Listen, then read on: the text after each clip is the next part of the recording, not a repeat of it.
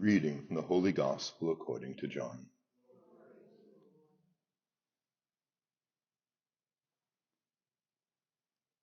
Jesus said to his disciples, "Do not let your hearts be troubled.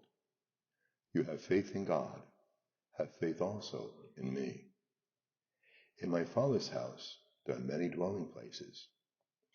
If there were not, how could I have told you that I was going to prepare a place for you? And if I go and prepare a place for you, I'll come back again and take you to myself, so where I am, you also may be. Where I am going, you know the way." Then Thomas, Jesus' disciple, said to him, "Master, we do not know where you're going. How can we know the way?" Then Jesus said to Thomas, "I am the way and the truth and the life. No one comes to the Father except through me." The Gospel of the Lord.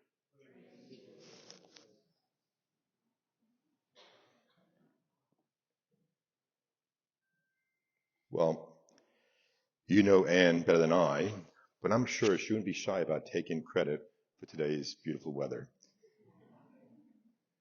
We come and celebrate her life, and it's very fitting that it's sunny and beautiful out, because what we do today really is that we rejoice.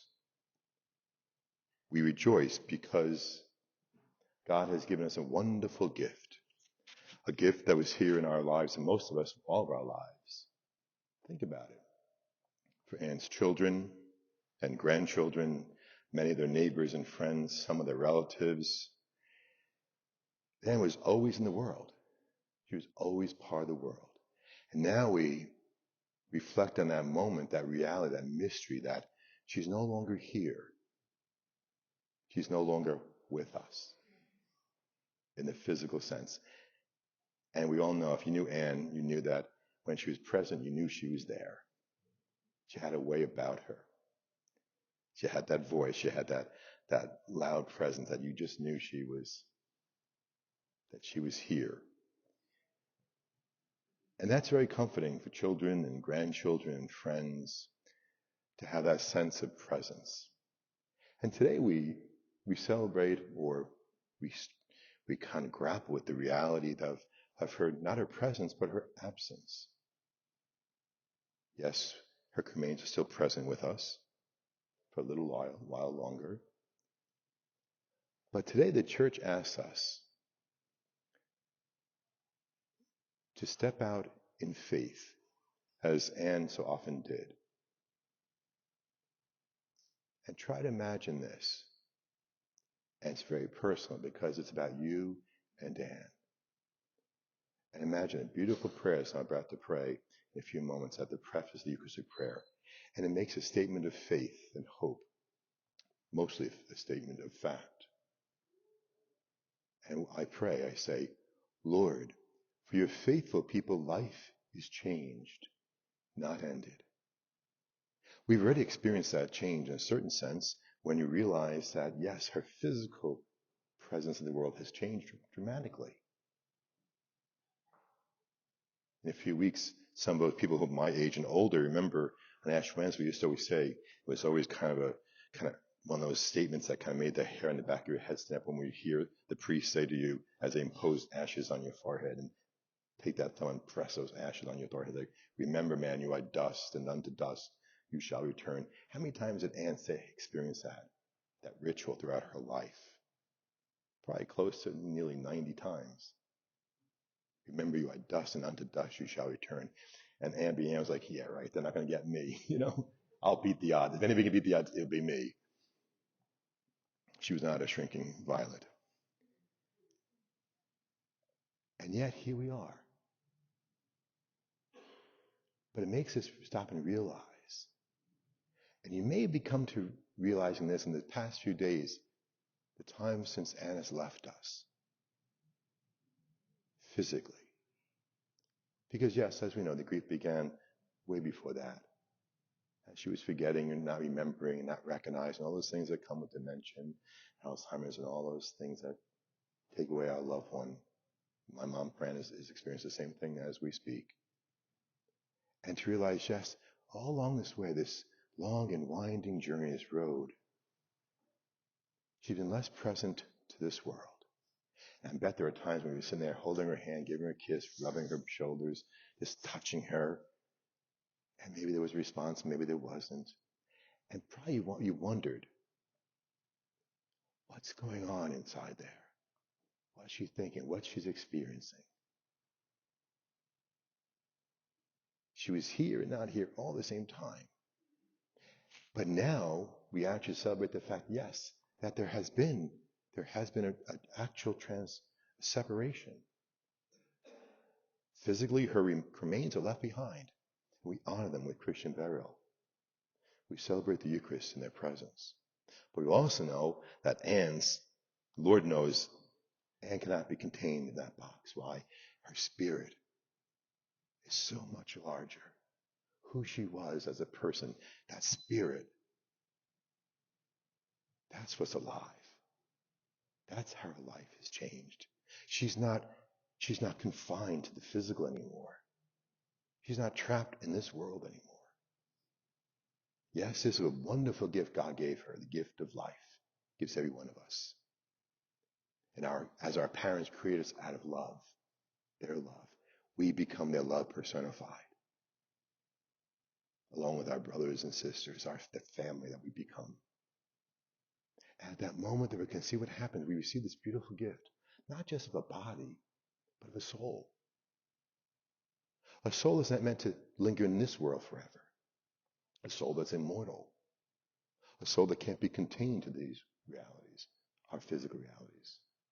See, we just look at life in the world as senses, of things that we can experience. If it's not in our sense realm, then we can't imagine it. And yet that's not so true, because Anne has spent her life, every time she's professed the creed, every time she taught the 5 of you and her grandchildren the creed. I believe in the seen and the unseen, the visible and the invisible. A reality beyond our physical capabilities. That's so much more than our 5 senses. That's the world she's now part of.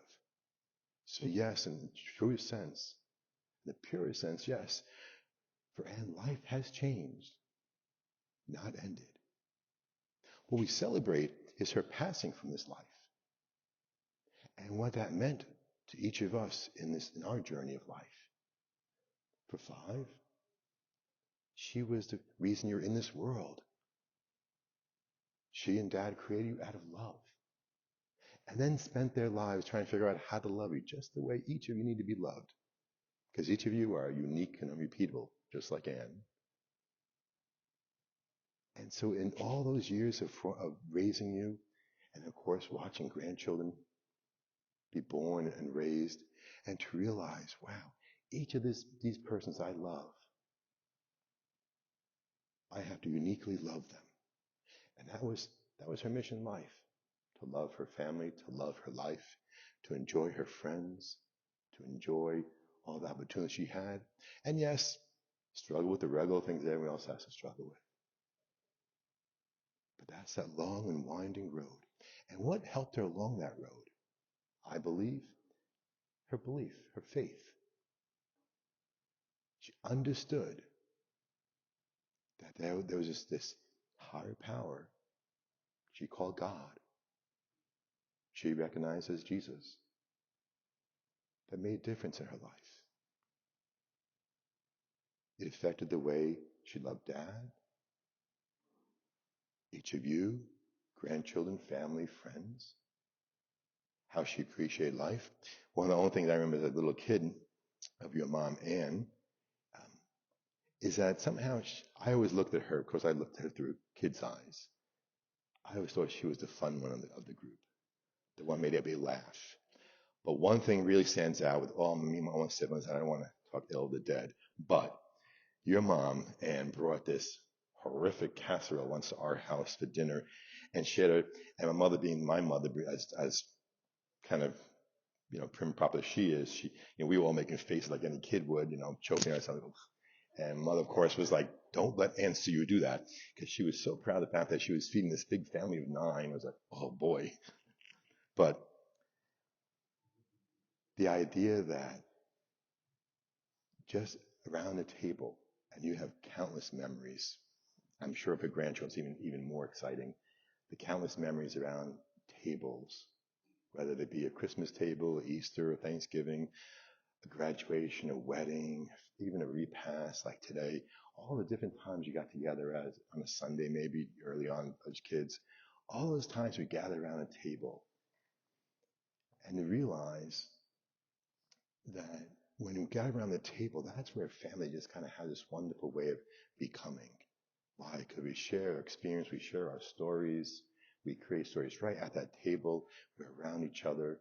And like the grade table and the counting table, there's a little crunch in there, but we all kind of fit. And of course, being mom, I'm sure she let all you bring your riffraff friends come home and they get to hang out and play and be with you as well, because mom couldn't help being a mom.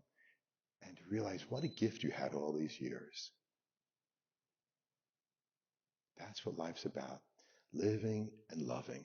And loving, living the same thing. And that brings us back to why we're here. Because Anne understood she was a practical woman. She understood that not all the 5 kids were going to see life from her perspective. Remember, mom came from a different generation. So did dad. So did my parents. But to realize that she understood the simple definition of God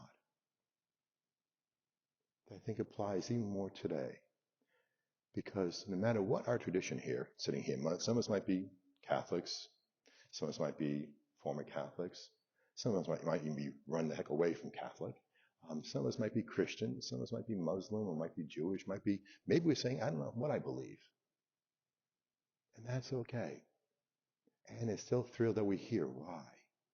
Because no matter how we define God, if we don't get stuck on the rules, the regulations, the doctrines, what happens?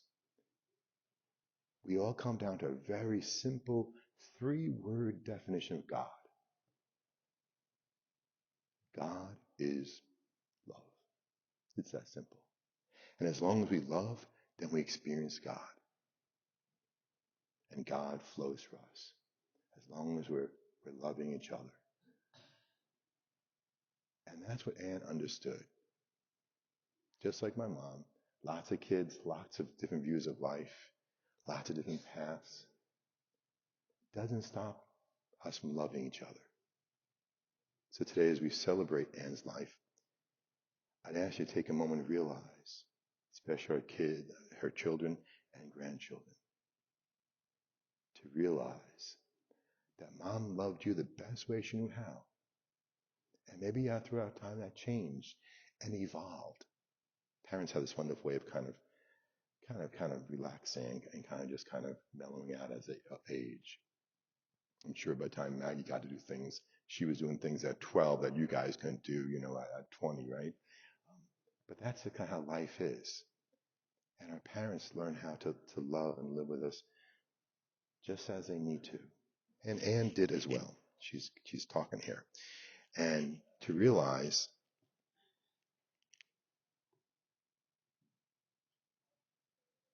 that in all that effort that she put into loving you, that was her way of letting you know that she understood that you were a gift from God.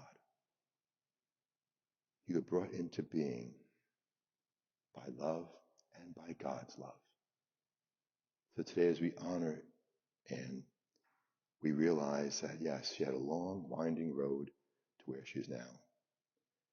Led Zeppelin reminds us, yes, that she walked her stairway to heaven the way she thought best. And our belief is that she's arrived. Why? Because she was perfect? Absolutely not. Because our God is perfect. And our God, when he embraces us, perfects us, much like a grandmother. And for the grandchildren, I'm sure there are moments that Anne just smothered you with a big hug and just let you know you were okay just the way you were. Whether you like your sister or brother or not, whether or not you were as smart as them, or as fast as them, or as popular as them, or as good at sports, it didn't matter. Grandmothers have that way of just evening out the playing field. Our grandparents love us so unconditionally. The biggest hug I ever got from my grandma, my nana, was when I came home at the end of school at St. Lawrence, a broken school down in Sayville, and I'd been retained in 6th grade, and I was humiliated. And my nana just hugged me and made me feel so much better. I'm sure for some of you Anne's grandchildren, you probably have moments like that when maybe no one else in your world understood at that moment, but she did. Why? Because she understood that's her purpose in life, is to love each other. That's what brings us happiness. That's what brings us fulfillment. That's why this church is filled with people who are saying goodbye to her today and thanking her. And not just thanking her, but thanking God for having a sister that we had having a mom, having a grandmother, having a friend, having a fellow parishioner. No matter what our connection is, a neighbor, to realize that when we experience love through each other, what happens? We're experiencing God. We don't invent love. We don't manufacture love. Love is God. And when we experience love, that's God's presence flowing through another to us. And how often, so often, did Anne do that? Let the love of God just flow through her to you. So often in an embrace, so often in a gentle word, sometimes just maybe you roll the eyes.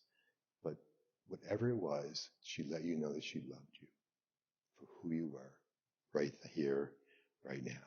So today we pray that she continues to love us right where we are. But realize, I believe, that's why I stand here, I believe that now she understands what's waiting for all of us. And while she's going to say this was a wonderful life, she lived the dream in so many ways, she realizes the ultimate dream is to be where she is. So yes, today we acknowledge the fact that she prays with us and for us. And today we pray with her and for her. But more importantly, she prays for us. And she'll pray us home. That one day she gets to share with all of you who she has such a beautiful relationship with all these years throughout this life, these 90 years of living, to realize when you see her again, you're going to see the perfected Anne, the perfect mom, the perfect grandmother, the perfect sister, the perfect friend. Why? Because she'll be in God's presence, and when we come into God's presence, that perfects us.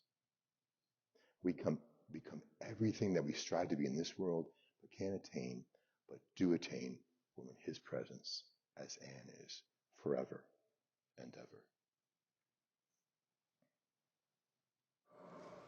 So I'd like to say a few words about my mother to send her on her way. My mom was a nut, yes, and she got even wackier over the past several years, but we're not going to go there. She was a good nut, though, and a lot of her crazy centered on 4 things that she really believed in. One, as Father Kenny pointed out, she really believed in love one another. That was something that she latched onto, and that was something that she shared. She taught her children, she shared it with everybody. But she was about love. I cannot tell you how many times, like every time, when she took the other person's side, if I came to her with a problem, or like, well, you obviously didn't spend enough time, figuring out what they were about. Now you need to go back and talk to them some more. She also believed that no one was the boss of her.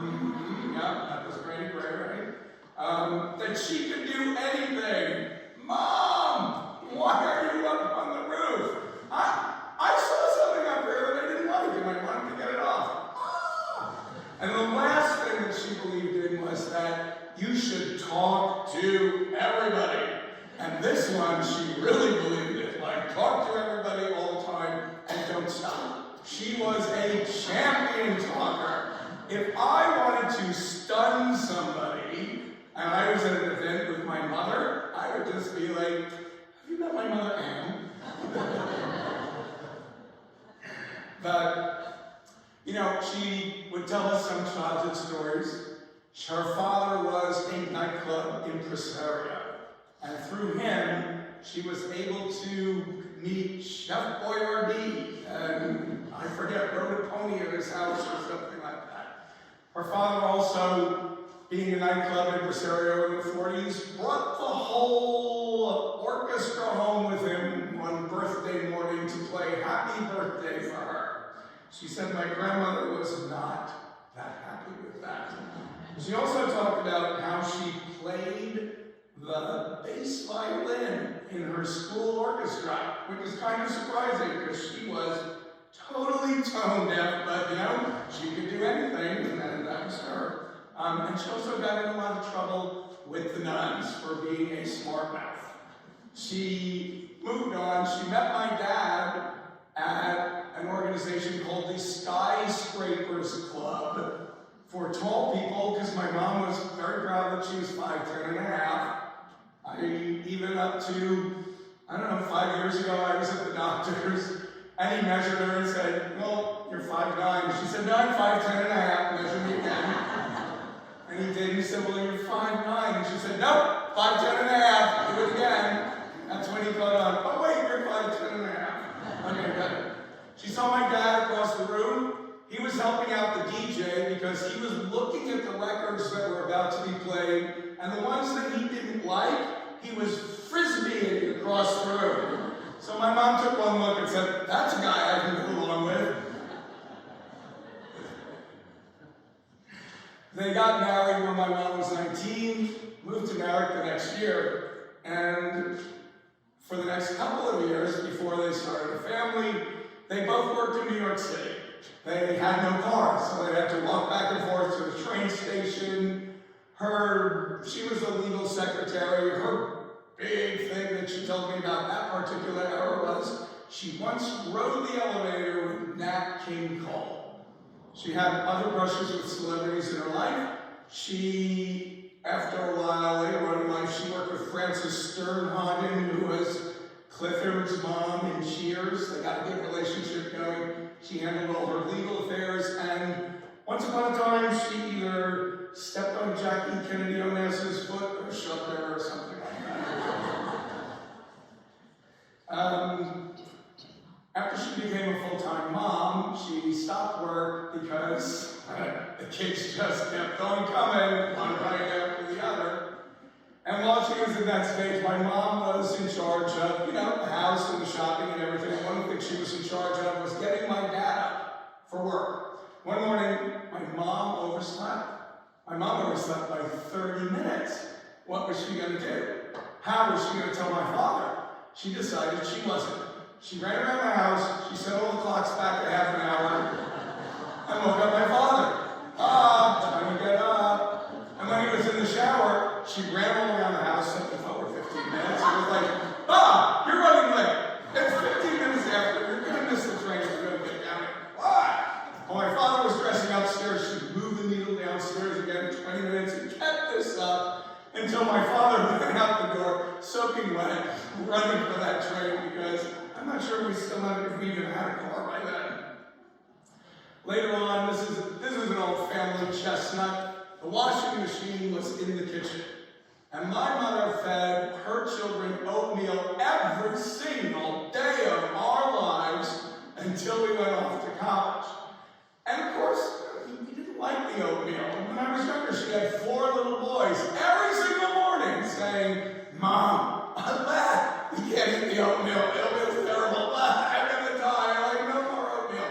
And one morning, she somehow accidentally put the laundry soap in the oatmeal and the sugar in the laundry machine. But when the 4 little boys started, it was like, this is terrible. This is awful. She was like, you eat that oatmeal. I'm tired of you kids complaining about this. But I guess we were extra noisy that morning because eventually she relented. She was well known in the neighborhood for the snacks that she gave out when people came over to play. If we were hungry, she would open up a can of green beans and sort them out into little balls for us instead of chips and pretzels. But basically, after growing up and getting older, my mom was pretty much up for anything.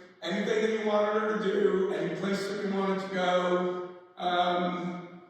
You know, she was up for it. She loved having our friends over the house because that, you know, talk to everyone certainly kicked in. And Mom talked to all of our friends. She didn't drink or do drugs. Well, there was a rumor that she had bought pot from Richard DeLucia, but even though she's dead, he was not forthcoming at the wake last night. What happened on Winston Avenue stays on Winston Avenue. But she did get high on babies. Yes, just give my mom a baby and she would be all like, whoa. So when the grandchildren came along, she was just ecstatic. She told me once that the most important thing that she had to do in her life was to be a mother and a grandmother. And I think she extended that beyond her immediate family. A lot of people came up to me last night to tell me how my mother was the second mother to them. And you know, there's another thing I want to talk about that really impacted a lot of us, and that is my mother's driving. You know, early on, Bill and I were early adopters. Pretty much as soon as we got our driver's license, we were like, we're not driving with you anymore. Get out. We'll drive you. You sit in the passenger seat. And then after years of terrified children in the back seat as my mother cruised through red lights and turned a blind eye to stop signs, eventually edicts came down about you're not driving the grandchildren anywhere either, right? And I would be talking with my mom who would say, hey, something really funny happened today. I was like, what? She said, I was driving west on Merrick Road, and this other guy was driving east on Merrick Road, and we got a little close to each other, and the next thing I knew, his side view mirror was in my lap. Isn't that funny? No, Mom, not funny. Mom, what happened to the front right of your car? The headlights all bashed in, the quarter panel was indented. It's not my fault. I was coming out of the parking lot on Merrick Road. I looked to the left to see if cars were coming, and they weren't. I looked to the right to see if there were any pedestrians there. I looked to the left, and there were no cars coming, so I turned right, and somebody put a telephone pole there when I wasn't looking. I have a friend in Merrick who would park in the farthest corner of the parking lot because he would go to the same grocery store as my mom, and too many times he had seen her barreling into the parking lot, cruising right into a parking space. All the cars would jostle around her when she did that. Alarms would go off, and she would get out and go to the grocery store. So I do think that's something that we definitely all had experience with. I learned a lot from my mom. I learned to have a positive attitude. The glass is always half full. I learned to create love. Loving one another creates love. And we all have an endless supply of love that we can create. Win at games, win at games. Live your life with joy and happiness. And try and help others find joy and happiness in theirs.